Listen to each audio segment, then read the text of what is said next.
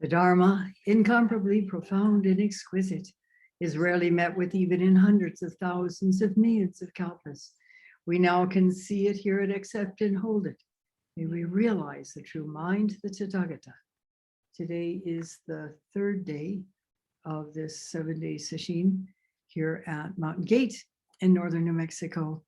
And for a change, it's not raining right now, but the clouds are all around, so it may rain later in the day, which would be great because it is the rainy season. And because we get a true monsoon, it doesn't rain a whole lot, if at all, the rest of the year. So the more moisture we can get right now, the more beneficial it is. So we tend to cheer when it rains up here. So on the third day of sesshin, generally speaking, there's a trajectory to sesshin. And the first day, we're sort of, as I said earlier on, getting our sea legs. We're not used to putting this many hours in on the cushion, but we're getting there. And so then that's pretty much the first day is diving back into the practice in a deeper level. And then the second day, we've gone deep enough, theoretically, that our stuff starts coming up. Our issues, these very same issues that John Wellwood, so many years ago, the psychologist, said it was possible to make an end run around using our practice to avoid dealing with what we need to deal with in order to be fully human beings and to be fully free. Because as long as we are causing suffering to ourselves or to others, we're not free. We can't be free. In the first 2 days of sesshin and in the teishos, I spoke about the effect of early childhood experiences, particularly adverse childhood experiences, on our Zen practice. They continue. We develop a sort of a functional way of dealing with life, dealing with keeping our fears submerged, and sometimes not 100% of the time, but enough that we can more or less function. And as part of the process of not being able to really sort out what has happened in a feeling sense, we may have a nice intellectual understanding of how we grew up and whether we were close to our parents or far from our parents, or one parent was not there and the other wasn't helpful either. I mean, we come from really a polyglot of experiences growing up. And I would say pretty much everyone who comes to Zen practice comes out of some level of discomfort. And that's what the Buddha said too, that life is characterized by something in Sanskrit is called dukkha, which is anywhere from what the Theravadan folks have dubbed it pervasive dissatisfaction to downright anguish. And we've all had our share of something along that spectrum more than once. Otherwise, we wouldn't find ourselves sitting in a sesshin, trying to find a way to become free. And the thing is that the practice will free us if we do the work. That's the challenge, because the work means going into all that we tried to hide from. Not intellectually, we don't require people to get re-traumatized in order to become free. Yeah, but there's a very effective way of working with our stuff. And it will come up in Zen practice, and therefore it offers an opportunity to work on it. And the work is through the body. as Bessel van der Kolk, the premier expert on trauma in human beings, who's researched it from his graduate studies. He's a psychiatrist onward, and he's in his 70s now and still researching it. He was the person who was able single-handedly to finally convince the Veterans Administration to admit that there is trauma involved in war, and to allow a diagnosis of post-traumatic stress syndrome. Prior to that, they had outlawed any mention of anything remotely related to it: shell shock, combat fatigue, all these other euphemisms that have been used in past wars to describe the trauma that can happen from people killing other people. I have a very strong sense that human beings have almost like an ethical balance system that makes killing another human being a terrible experience, something we don't want to do. And as a matter of fact, our military, in order to defend the country, comes up with a lot of psychological weapons to convince people that the people that they're going to war against are enemies and are awful people, inhuman people often. And we have to be convinced of that in order to be willing to kill other people.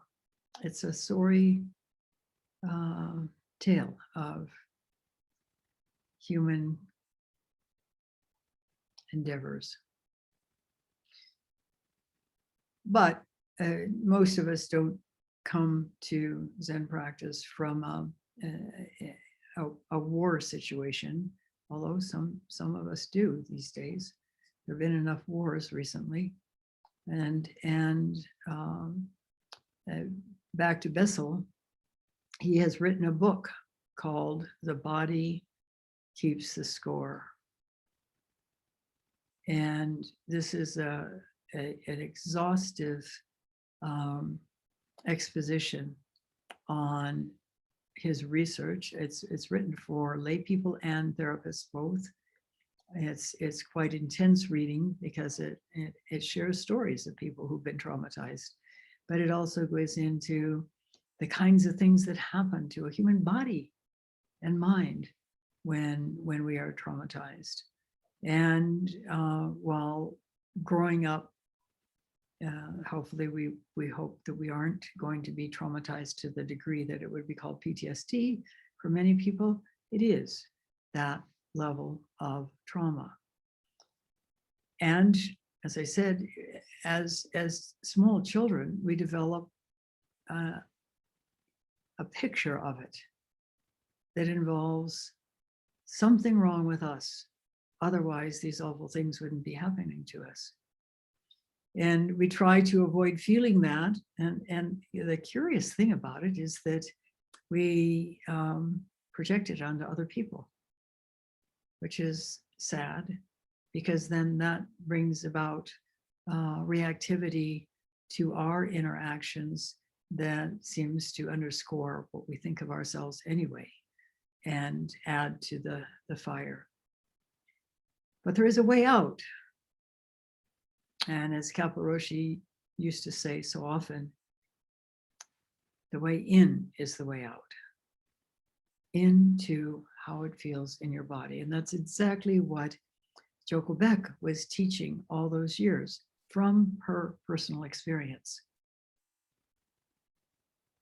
It's not something that is easy to do in the beginning, but once we get a sense of the power it has to free us, we're so ready to open to whatever challenging mind states we have and explore how they feel in our bodies, because we know that that's the way they will be able to be liberated. And you've heard in these teishos many times, the Tibetan teaching of Longchenpa, 10th century Tibetan Buddhist master, who also taught that same way of opening to the bodily sense immediately as soon as it begins to arise, and staying present with it, fully present with it. And then he says, and it's true, whatever awful feeling it was is free in its own place without having to be gotten rid of. That is something that modern psychotherapist Eugene Gendlin discovered as well. And there's a book that's quite effective. It's called Focusing. And it teaches how to go about this in daily life, whether or not you're on the cushion. But as I said, Joko Beck also expressed it. And certainly she had the kind of life that was one where she had stuff that was painful and buried, and she learned how to work on. Let me share from this new book of her teachings, which was put together by her daughter, because Joko herself died some years ago, in her 90s, by the way, and left a whole collection of tapes of her talks. And this daughter went through all of them and produced this book as a result. So this is really a voice from the grave, if you want to call it that. And in this particular chapter, very short chapter that I'd like to share with you, is titled Becoming Aware of Your Basic Strategy. And this is what happens when we dive deeply into our Zen practice with open eyes and open body, with a willingness to feel what it feels like in our body, even if there's no specific thing that we can say we're feeling, because when we have spent many, many years being shut down in order not to feel, because it's been too painful to feel, then it takes some time before we can undo the habit pattern of automatically shutting down. And so initially, when I first started doing this particular work, it was suggested by my therapist that I journal. And so I thought, wow, this sounds like a cool idea. And so I sat down one afternoon, and I was living at the Zen Center back then, doing practice daily and multiple sessions a year. And so stuff was coming up for me, but it wasn't anything I could put my finger on. I couldn't say, oh, I'm feeling this or I'm feeling that. And so I decided, all right, I'll just write down what it feels like in my body. And my first sentence was something like, I feel this gray amorphous mass. And as soon as I wrote that down, and a key here, if you're going to try it, is you have to handwrite it. You cannot type it into your computer. It does not have the same effect.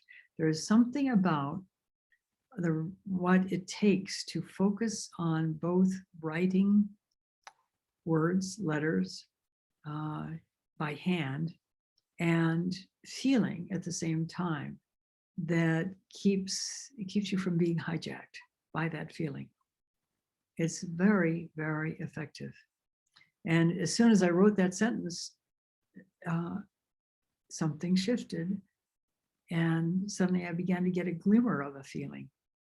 So I wrote a description of what that felt like, and then another opened up underneath that, and I wrote that down. All I had to do was write 3 sentences, and within those 3 sentences, in the time it took to write those and focus in on how it felt, the whole thing dissolved.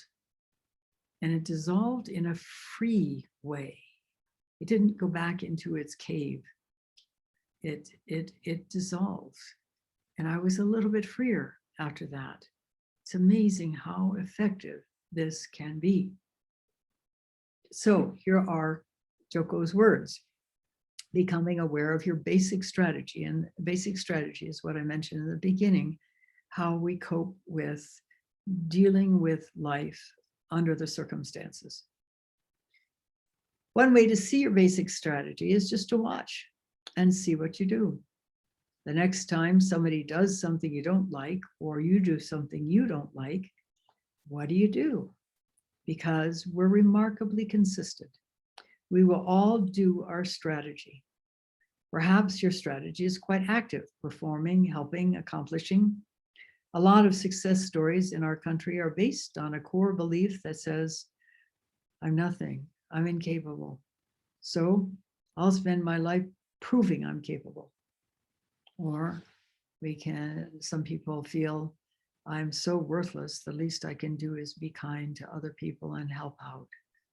I'll go take meals to an elderly neighbor or something like that.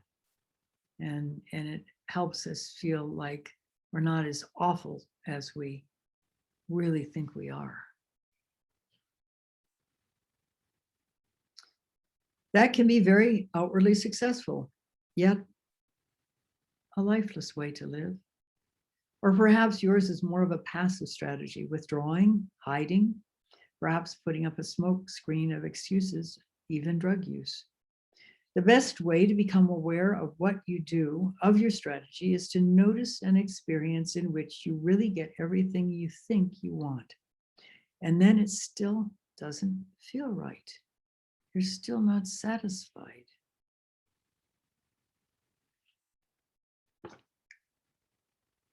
Many, many years ago, before I actually started Zen practice, I had an experience that I shared before with people in teishos.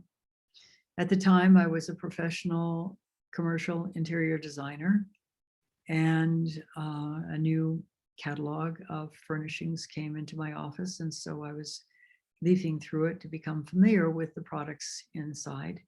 And I saw these really terrific, very modern side chairs that one would use at a dining table, or they were bright red, which is my favorite color, one of my favorite colors, but probably the favorite color. And at the time in my house, I had a white Sarnen pedestal table for our dining table, and we could use a few extra chairs. And I thought, wow, this would look really quite spectacular with the gray walls and the white table, and to have these red chairs. But immediately the next thought came to me. Okay, you buy those chairs, and then how long do you think it would be before there was another tug in your chest of wanting something? Would you be happy and free of wanting for a few days, for a few weeks? I doubt it would have been a few months. And I realized after that, immediately after that, that if I got those chairs, I would never get off that train of desire of, oh, something pulling at my chest, wanting something. And I never got the chairs. What that did, unwittingly, was help me a great deal in my Zen practice, because I realized that really there was nothing outside of myself that would ever bring me lasting happiness, lasting peace, that the only option to find that, and I was searching for it for basically my whole life, was to go within. And I had had some sense of this when I was in high school. It was a pretty dreadful environment at home. And when I could, I would go and right over the edge of the hill we lived on. It wasn't a very tall hill. It was just a little bit of a rise down to the road. And in the tall grass, I could lie down and be unobserved. Nobody could find me if I lay down in that tall grass, because the grass was taller than me, and it was just over the brow of the hill away from the house. So that was my one refuge. And strangely enough, I would focus on my hara and focus on my breath. I don't know where that came from, but it was effective in helping me basically avoid a nervous breakdown. So when I did get to Zen practice, and it was hell, because I had to, I didn't have to, but it happened. I think it was essential really to be free, open to all the places of pain, rage. I had not realized I had so much rage, anguish that I had buried from childhood onward. So even though it was a daunting task, I knew that that was the only way to become free. And it has worked. I can attest to that. It is a miracle, this practice, if we are willing to go in and feel these painful, difficult, unpleasant, nameless even feelings of discomfort in our body. These are the residue of challenging experiences, painful experiences, horrid experiences when we were small, and sometimes when we're grown up as well. So this is what Joko Beck is pointing to.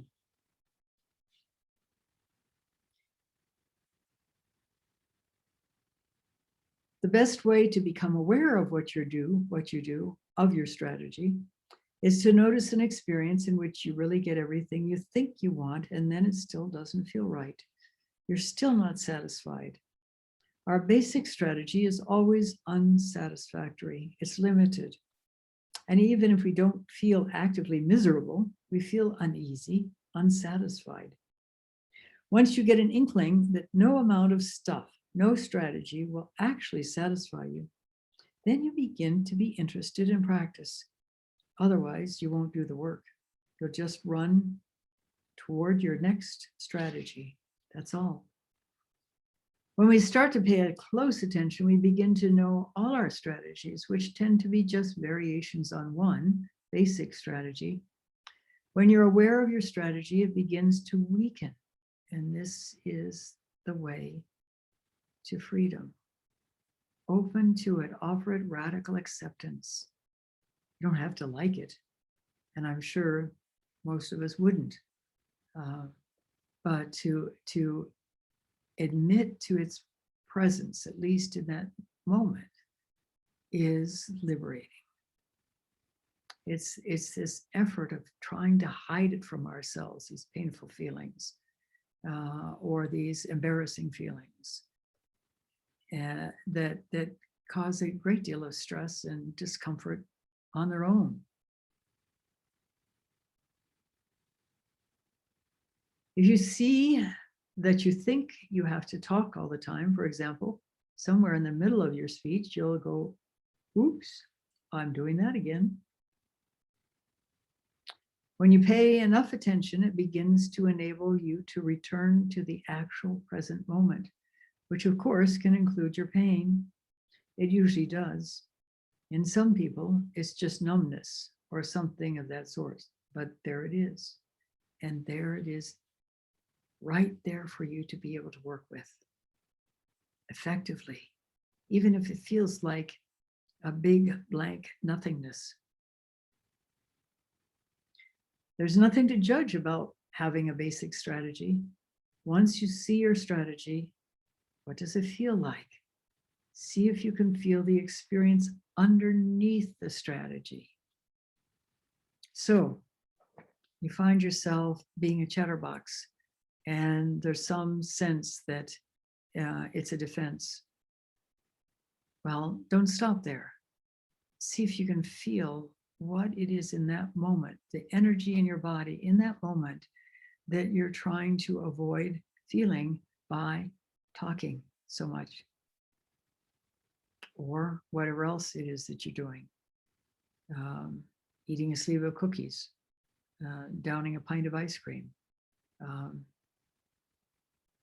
I don't want to say kicking the dog because that sounds awful, but some people do that. Having a fight with somebody, that can also be a distraction from your inner turmoil. We have many, many different strategies, and we use them when they work. But unfortunately, they don't really work. They work to keep us trapped in a cycle of suffering and creating suffering. A lack of the freedom that we basically are endowed with.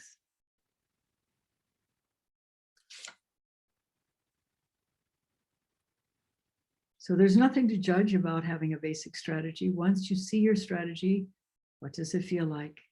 See if you can feel the experience underneath the strategy. The practice is in the feeling and knowing of the underlying experience, not in judging, critiquing, analyzing, or defending it. Everyone in Zen practice is brave, is courageous. You wouldn't be taking on Zen practice if you weren't. And of course it takes work. And of course there are ups and downs and backs and forwards. I remember being just in despair going into Doksan with Mitra-roshi, and it was registering, and he said, you know, what is it? Robert Bruce, I think, was a Scottish warrior, and his group of people were being badly beaten. In fact, they were being pushed back, and he had taken refuge in a cave. And as he's sitting there in the cave, he notices a spider working hard to try to build a web. And it keeps trying, and then something comes along and it doesn't work. And so he has to start all over again. And he does this, poor spider does this for 6 times. And the 7th time, the spider was successful in building a web. And Mitra-roshi pointed that out to me, that it was expressed as 6 times down, 7 times up. You keep persisting, keep persisting. And that's what Albert Einstein said as well. He said,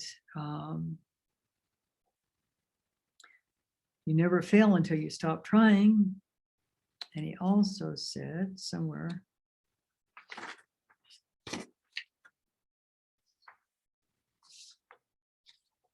I have no special talents, I'm only passionately curious. In other words, he keeps being curious. And then lastly, he says, the important thing is not to stop questioning. Curiosity has its own reason for existence.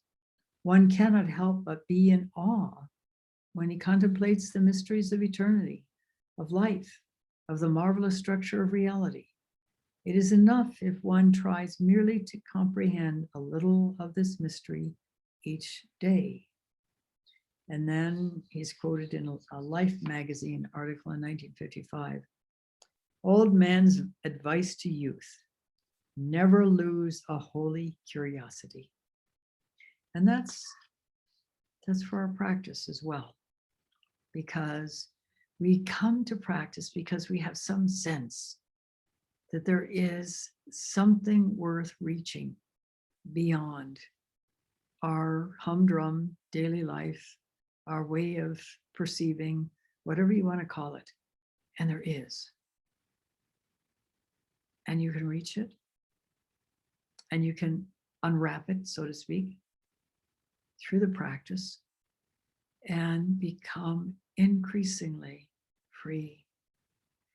And the freedom is to express without hindrance the innate compassion and wisdom that is built into everyone, every human being, despite what we may feel about ourselves. It's there. And we can reveal it, experience it, express it, share it. And the practice, if we really give ourselves to the practice, we'll make that happen. So I think that's enough for today. Thank you, Joko Beck. Thank you, Albert Einstein. Thank you all for listening. So we'll stop now and recite the 4 vows. And then we still have time.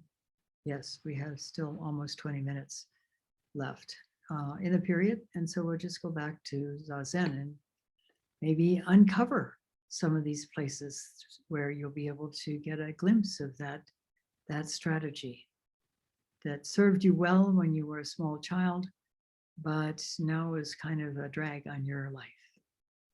Thank you for listening.